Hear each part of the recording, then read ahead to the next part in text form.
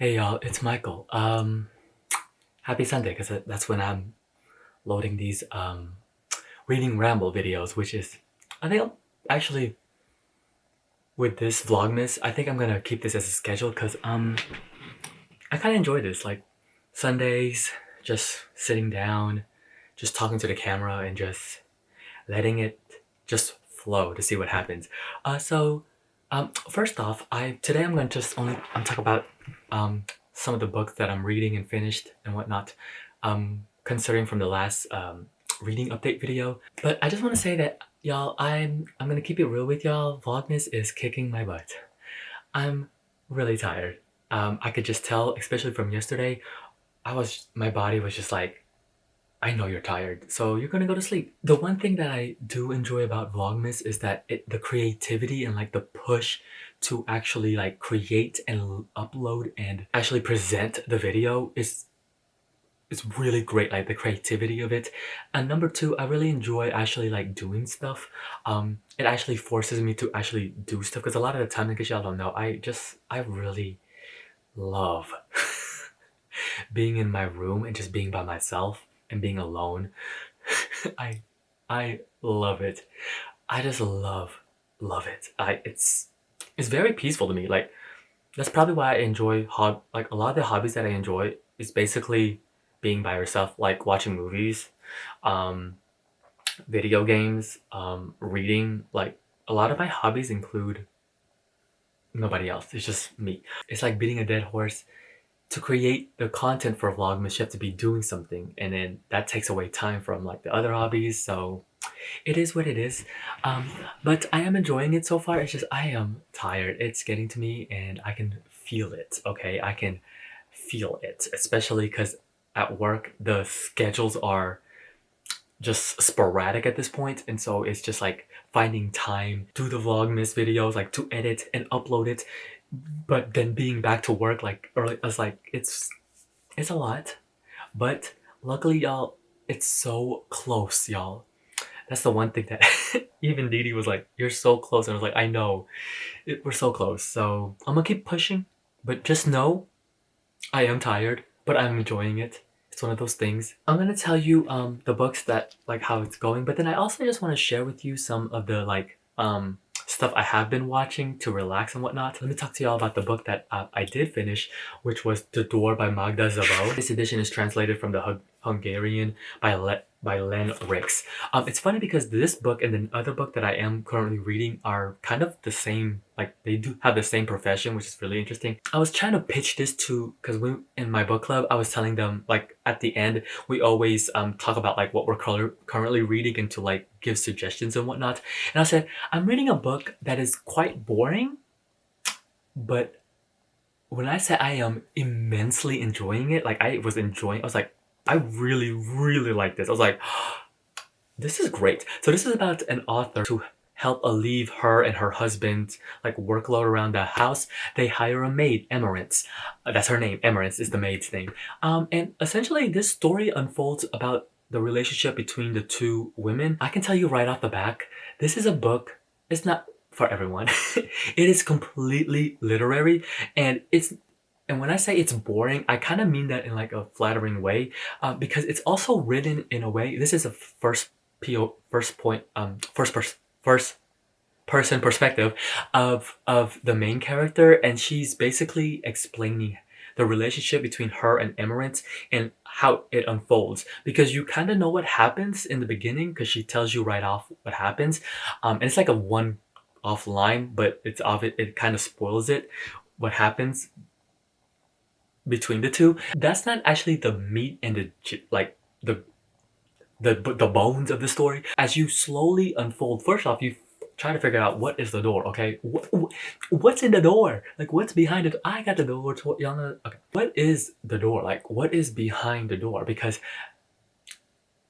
once you find out, though, it's like okay. But then when I say this is literary, because this is in a way, this kind of reminds me in a way of how people interpret stories differently. When people read certain books, they interpret and they look at themes differently. Because while this is on the surface, it's about a relationship between two women, it is actually more than that. It has it's saying a lot without saying a lot, if that makes any sense. How people can put their own perspective into a story and get different things out of it. Because you can actually see this, like, how first you can actually layer it by like friendship between the two women, but then also like the relationship, like a power and a submissive, like, because she's technically like a person who works for her, that type of relationship. But then also like relationship of, let's say something like of a coming, like this could be look all through, also through like a queer perspective. I can see someone having that thought about it. I can also see it about like the feminism of it all. I can see that in aspect. If someone were to present that, I was like, oh, okay. So I can see that this is very literary in that sense. Like I can see like a book report about it, if that makes any sense. And so that's what I enjoy so much about it, because in a way it's so layered, but to get through that layers, I'm not gonna lie, it is kind of monotonous. And it's also written in a way where this is a perfect example of a story that tells you, because since it's from the first person narration of the main character, she's just telling you what happens, and it doesn't really give you this, for me anyways, it doesn't give me this sense of like grandeur, if that makes any sense, of like writing, I guess. I don't know. It's hard to explain what I'm saying, but I think it works. It really does work, because as the story goes on, I think it's really where like the page, like page 50 is when it really gets there. You're like, oh, because the relationship between the two main characters, it gets really good. Like it's just trying to find out what's really behind the door. Um, because again, like not only the relationship between the two women, but what is the door, like how is that a like a barrier almost between these two characters. And I just found that really fascinating, because it's also us with trying to figure out what's behind the door. It's like a sense of mystery too. And while it's not like a big reveal really, yeah, I just really enjoy that aspect of it. But again, it's not a book for everyone, but I really like this. So yeah, I would recommend it if you were into that type of stuff. But the reason why I was talking about the writers is because the next book that I'm currently reading, I'm into it now, is My Nemesis by Charmaine Gregg. This is interesting because this is also about a writer. And this essentially involves two couples. Okay, so let me tell you. Okay, so Tessa, okay, roll with me here, okay? Tessa is married to Milton, okay? Tessa Milton, okay? Tessa has a friend, Charlie, who is also like it's like a writer, okay?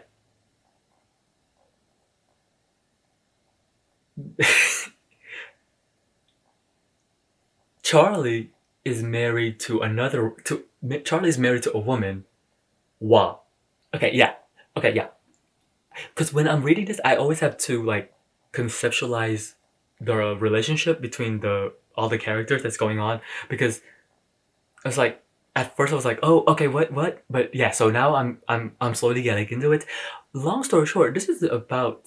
It's kind of, I don't know what to make of it, because it's very. I think pretentious is the word I want to use. First off, it's written in a, because she's a writer. Now I'm only on page like 50. Yeah, yeah. So 47. So I'm not really deep into it right now because I haven't been reading as much because of long. It's okay, we get it, Michael. Um, it's written in a way where it's like, you know how sometimes people write as if they are speaking. That makes any sense? Have y'all ever encountered that? Like people would write as if they're speaking, and it's like, no. This is written in a way as if it's very like, and I don't know what to make of it yet, of the main character. But the relationship between her and like everybody else is, I think, is what makes the novel so compelling. I don't want to make any concrete details yet about how I'm feeling it, but that's how I'm feeling so far. It's just I don't know how it's gonna end. And I say this because I want to know what is going to happen. there's also a main plot point about this because two of the characters are writing about Camus, and it it brings up a lot of these literary references. And I'm not gonna lie, I haven't read Camus in years, okay, years, and I think I've only read one of his books, so it's he's not like an author that I'm like just very well versed in.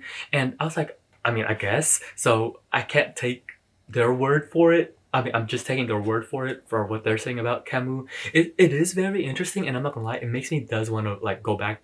I think I have one of his books like to kind of maybe read it, but so far it's interesting. If anything, I think the writing style, since it's very like pretentious almost, because some I was like, oh okay, it's intriguing at least. So yeah, other than that, that's about it. Like as you can see, again, it's just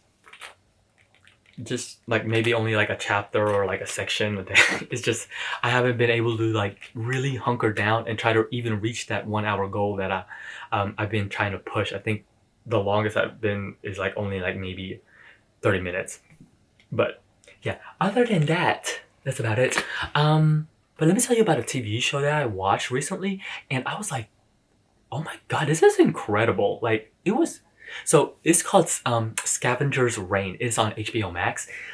I first heard of this because I saw a pop-up tweet from IGN and they rated it a 10 out of 10. And I was like, wow, let me look into this. The first episode, I was like, oh, okay. But because there's 12 episodes, by episode 4, I was like, this is a 10 out of 10. It is so cool. If, I'm telling you now, if you love science fiction, you will love this. This is about a group of science explorers who is on this there's so many literary references. It was like amazing. Who is on a ship called the Demeter, and it crash lands on a this planet. And long story short, basically they're trying to survive and try to like get off the planet essentially. I cannot wait for season 2. Like I really want to know what happens.